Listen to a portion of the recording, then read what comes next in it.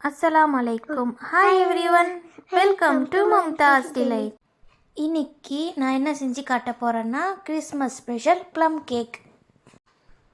ரொம்ப கஷ்டம்னு நினைக்கிற இந்த கேக்கை ரொம்ப ஈஸியாக வீட்டிலையே ஆல்கோஹால் இல்லாமல் ஓடிஜி ஓவன் இல்லாமல் எப்படி செய்கிறதுன்ட்டு பார்க்கலாம் வாங்க. ப்ளம் கேக்குக்கு தேவையான ட்ரை நட்ஸ் ட்ரை ஃப்ரூட்ஸ் நம்ம சோக் பண்ணிக்கலாம்.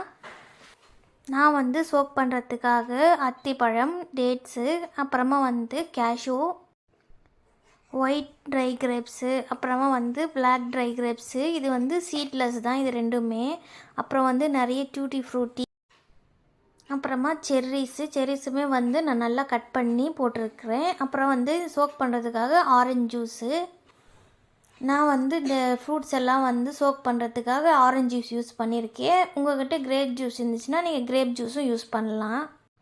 முடிஞ்ச அளவுக்கு இந்த ஜூஸ் ஃப்ரெஷ்ஷான ஜூஸாக இருக்கிற பார்த்துக்கோங்க. இல்லை நான் பாக்ஸில் வாங்குறது பாட்டிலில் வாங்குகிற ஜூஸ் எல்லாம் வேண்டாம். அது அந்தளவுக்கு டேஸ்ட் ரியலாக இருக்காது. இந்த ஃப்ரூட்ஸ் எல்லாம் நல்லா முங்குற மாதிரி நீங்கள் ஜூஸு போட்டுக்கலாம். ஆரஞ்சு ஜூஸ் கொஞ்சம் கூட தண்ணி போடாமல் திக்கான ஜூஸில் நீங்கள் சோக் பண்ணிங்கன்னா கேக் டேஸ்ட்டு ரொம்ப சூப்பராக இருக்கும்.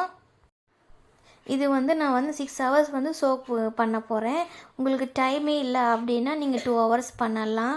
இல்லை இன்ஸ்டண்ட்டாக பண்ண போகிறீங்கன்னா இந்த ட்ரை ஃப்ரூட்ஸும் நட்ஸும் போட்டு அப்புறமா ஆரஞ்சு ஜூஸும் போட்டு ஒரு 5 நிமிஷம் ஸ்டவ்வில் நல்லா வேக வச்சுட்டு அதுக்கப்புறம் ஆறுனதுக்கப்புறம் நீங்கள் கேக் ப்ரிப்பேர் பண்ணுறதுக்கு போகலாம். இது எதுக்காக இந்த ப்ரிப்ரேஷன்னா இந்த நட்ஸ் எல்லாம் நல்லா ஊறி சாஃப்டாக இருக்கும் கேக்கில், அதுக்காக தான். இந்த கேக்குக்கு தேவையான சுகர் கேரமல் நம்ம ரெடி பண்ணிக்கலாம். ஒரு திக்கான பேன் எடுத்துகிட்டு இதில் 2 டேபிள் ஸ்பூன் சுகர் நம்ம போட்டு அதுக்கப்புறம் ஸ்டவ் ஆன் பண்ணலாம்.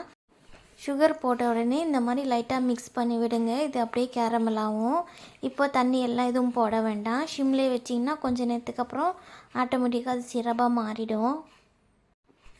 சுகர் நல்லா மெல்ட் ஆகி நல்லா கலர் சேஞ்ச் ஆகிடுச்சு. இது நல்லா புகை வர ஆரம்பிச்சிரும். ஷிம்லேயே வைக்கும்போது நுரையா வருது பாருங்கள். அப்போது நம்ம 1/2 கிளாஸ் ஹாட் வாட்டர் போடணும். ஹாட் வாட்டர் போட்ட உடனே இந்த மாதிரி கட்டி ஆகிடும். நீங்கள் 5 நிமிஷம் ஷிம்மில் வச்சு கொதிக்க விட்டிங்கன்னா அதுக்கப்புறம் அது மெல்ட் ஆகிடும். மெல்ட் ஆகி நல்ல ஒரு சிரப் பதத்துக்கு நல்லா திக்காகிடும். இதுதான் கேக்குக்கு நல்லா கலர் கொடுக்கும். இது நல்லா ஆற விட்டுடலாம். இது கெட்டும் போகாது. நீங்கள் டப்பாவில் போட்டு ஃப்ரிட்ஜில் கூட ஸ்டோர் பண்ணிக்கலாம். ஒரு மிக்ஸி ஜாரில் 1 டீஸ்பூன் சுகரு, 2 பட்டை, 3 ஏலக்காய் போட்டு நல்லா ஃபைன் பவுடராக அரைச்சி வச்சுக்கலாம். இப்போ நம்ம எக்கு பீட் பண்ணிக்கலாம். 2 எக்கு போட்டு நான் எலக்ட்ரிக் பீட்டர் வச்சு நல்லா பீட் பண்ணிக்கிறேன். எக்கு கொஞ்சம் பீட் பண்ணதுக்கப்புறம் 1 டேபிள் ஸ்பூன் வெனிலா எசன்ஸ் போட்டுக்கலாம். இப்போ 1/2 கப்பு பவுடர் பண்ண சுகர் வச்சுருக்கேன். இது கொஞ்சம் கொஞ்சமாக போட்டு நல்லா மெல்ட் ஆகிற அளவுக்கு நல்லா பீட் பண்ணிக்கலாம். இந்த அளவுக்கு எக்கு கலர் சேஞ்ச் ஆகிற அளவுக்கு நல்லா பீட் பண்ணி எடுத்துக்கலாம். ஒரு பாத்திரத்தில் 1/2 கப்பு மைதா மாவு, சுகரு, பட்டை, ஏலக்காய் இது 3 போட்ட பவுடர், 1/2 டீஸ்பூன் பேக்கிங் பவுடர், அப்புறமா ஒரு சிட்டிகை உப்பு, 1/2 டீஸ்பூன் ஜிஞ்சர் பவுடர். இது எல்லாத்தையும் நல்லா ஒரு விஸ்கு வச்சு நல்லா மிக்ஸ் பண்ணி விட்டுடலாம். அப்புறமா 1/2 கப்பு மெல்ட் பண்ண பட்டர், மெல்ட் பண்ணி ஆற வச்சுருக்கணும். மெல்ட் ஆன உடனே போட வேண்டாம். பட்டர் யூஸ் பண்ணுறது இல்லைன்னா நீங்கள் ஆயில் கூட போட்டுக்கலாம். அப்புறமா மெல்ட் பண்ணி வச்சுருக்கிற நாங்கள் சுகர் சிரப் போட்டுக்கலாம். போட்டு இப்போ மிக்ஸ் பண்ணி விட்டுடலாம் நார்மல் விஸ்கிலேயே. இப்போது நம்ம மாவு போட்டு கொஞ்சம் கொஞ்சமாக மிக்ஸ் பண்ணிக்கலாம். இந்த மாவு மிக்ஸ் பண்ணும்போது கட் அண்ட் ஃபோல்ட் மெத்தட்லேயே மிக்ஸ் பண்ணுங்கள். எல்லா மாவும் ஒட்டுக்கா போட்டு மிக்ஸ் பண்ண வேண்டாம். அப்புறமா இந்த ஃப்ளஃபினஸ் குறைஞ்சிரும் கேக்குக்கு. இந்த ஸ்பைசஸ் எல்லாம் நம்ம போட்டிருக்கோம் இல்லையா, மிக்ஸ் பண்ணும்போதே ஒரு நல்ல ஸ்மெல் வரும் கேக்கோடது. இப்போது நம்ம ட்ரை ஃப்ரூட்ஸ் பார்க்கலாம். ட்ரை ஃப்ரூட்ஸ் பார்த்திங்கன்னா கொஞ்சம் கூட ஜூஸே இல்லை, நல்லா சோக்காக இருந்துச்சு. இந்த சோக் பண்ண ட்ரை ஃப்ரூட்ஸ்லேருந்து நான் 2-3 ஸ்பூன் தனியாக எடுத்து வச்சுருக்கேன் மேலே டெக்கரேஷனுக்காக. அதுக்கப்புறம் 2 டேபிள் ஸ்பூன் மைதா மாவு இதில் போட்டு நல்லா மிக்ஸ் பண்ணிடலாம். இந்த மைதா மாவு எதுக்குன்னா நம்ம கேக்கில் மிக்ஸ் பண்ண உடனே எல்லாமே கீழே செட் ஆகிடும். அதனால் மாவில் கலக்கிற நேரம் பார்த்து தான் அந்த டைமில் மட்டும்தான் இந்த மாதிரி மைதா மாவு போட்டு மிக்ஸ் பண்ணிவிட்டு அதுக்கப்புறம் கேக் பேட்டரில் நம்ம போட்டுக்கலாம். நம்ம சோக் பண்ண ஃப்ரூட்ஸும் நட்ஸும் மாவில் போட்டு கலக்கும்போது 2 பேட்சாக போட்டு மிக்ஸ் பண்ணுங்கள். எல்லா பேட்சும் ஒட்டுக்க போட வேண்டாம். எல்லாமே ஒட்டுக்க போட்டு மிக்ஸ் பண்ணிங்கன்னா கேக் வந்து ரைஸும் ஆகாது, அப்புறமா வெயிட்டும் நல்லா குறைஞ்சிரும். நான் இன்றைக்கி ஸ்டவ்வில் தான் பேக் பண்ண போகிறேன். 10 நிமிஷத்துக்கு முன்னாடி ப்ரீ ஹீட் பண்ணியாச்சு. இப்போ வந்து டின்னில் நம்ம வந்து எல்லா பேட்டரும் போட்டுக்கலாம்.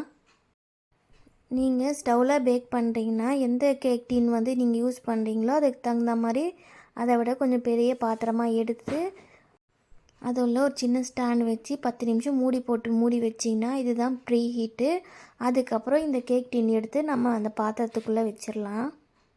இப்போது 2 டைம் வந்து டேப் பண்ணி விட்டுடலாம் ஏர் பபிள்ஸ் எல்லாம் வெளியில் வர்றதுக்கு. அதுக்கப்புறம் நம்ம ஸ்பேச்சுலா வச்சு லெவல் பண்ணி விட்டுடலாம். ரொம்ப தட்ட வேணாம், அப்புறம் கீழே போய் உட்காந்துரும் ட்ரை ஃப்ரூட்ஸ் அண்ட் நட்ஸ் எல்லாம். நம்ம கொஞ்சம் ட்ரை ஃப்ரூட்ஸ் அண்ட் நட்ஸு தனியாக எடுத்து வச்சுருந்தோம் இல்லையா, அது மேலே வந்து அழகுக்காக நான் கொஞ்சோண்டு போட்டு விட்டுடுறேன். கேக்கு பார்க்கும்போதே நல்லா கலர்ஃபுல்லாக இருக்குது. டேஸ்ட்டு பார்த்தா அதை விட சூப்பராகவே இருக்கும்.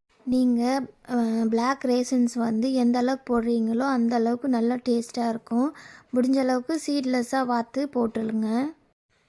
இப்போது நான் இந்த கேக் எடுத்து நான் வந்து பேக் பண்ண வச்சிடறேன். எனக்கு வந்து எக்ஸாக்டாக 45 மினிட்ஸ் ஆச்சு. நீங்கள் 40 மினிட்ஸில் செக் பண்ணி பார்த்துட்டு அதுக்கப்புறம் கூட நீங்கள் திரும்ப 5 மினிட்ஸ் வந்து நீங்கள் அவ்வளோதான். நம்மளோட கிறிஸ்மஸ் ஸ்பெஷல் ப்ளம் கேக் வந்து ரொம்ப பர்ஃபெக்டாக பேக் ஆகி ரெடியாகி வந்துருச்சு. இது வந்து நல்லா ரூம் டெம்பரேச்சரில் வந்ததுக்கப்புறம் இது பீஸ் போட்டுக்கலாம். இது வந்து நம்ம பட்டர் மெல்ட் பண்ணோம் இல்லைங்களா, அது வந்து கொஞ்சம் பாத்திரத்தில் ஒட்டியிருந்தது. அதை எடுத்து மேலே வந்து ஒரு கிளேஸ் வரத்துக்காக நான் எடுத்து தடவி விடுறேன்.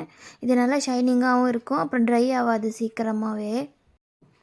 இப்போ நான் எல்லா கேக்குமே வந்து நல்லா பீஸ் போட்டுட்டேன். எந்த அளவுக்கு ஃப்ரூட்ஸ் அண்ட் நட்ஸ் வந்து இதில் எந்த அளவுக்கு லோட் ஆகிருக்கு பாருங்கள். கேக் வந்து அந்த அளவுக்கு சாஃப்டாக வந்தது, ட்ரையே ஆகவே இல்லை. நல்லா அந்த பிளாக் ரைசன்ஸு டூட்டி ஃப்ரூட்டி எல்லாம் பார்க்கும்போது அந்த அளவுக்கு கலர்ஃபுல்லாகவே இருந்தது. மேலே பார்த்திங்களா நம்ம பட்டர் லைட்டாக கொஞ்சம் சூடாக இருக்கும்போதே அப்ளை பண்ணதுனால ட்ரை ஆகலை, நல்ல கிளாஸி ஃபினிஷில் இருக்குது. உங்களுக்கு இந்த வீடியோ பிடிச்சிருந்துச்சின்னா மறக்காமல் மும்தாஜ் இல்லத் சேனலை வந்து சப்ஸ்கிரைப் பண்ணுங்கள், லைக் பண்ணுங்கள், உங்கள் ஃப்ரெண்ட்ஸ் அண்ட் ஃபேமிலிக்கும் ஷேர் பண்ணுங்கள். நீங்களும் இந்த கேக் செஞ்சு பார்த்துட்டு எப்படி இருந்துச்சுன்ட்டு மறக்காமல் கமெண்ட் பண்ணுங்கள். தேங்க்யூ ஃபார் வாட்சிங்.